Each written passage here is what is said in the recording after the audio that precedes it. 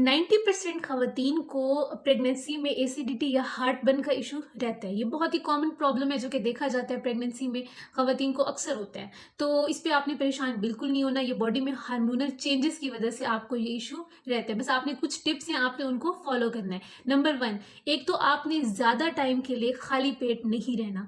आपने वक्फे से short meals लेते रहना है। आपने फ्रीक्वेंट मील्स लेनी है, लेकिन आपने शॉर्ट लेनी है। ज़ाहिर बात है, आपने हेल्दी फूड लेनी है, फ्रेश फूड लेनी है जो आपके लिए भी फ़ायदेमंद हो, आपके बेबी के लिए भी फ़ायदेमंद हो।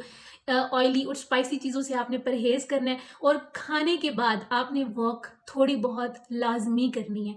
आपने एकदम से बैठ नहीं जाना, आपने एकदम से लेट नहीं जाना, क्योंकि उससे भी एसिडिटी का प्रॉब्लम ज़्यादा होता है। तो आपने क्या करना है, आपने ज़्यादा टाइम तक भूखा नहीं रहना।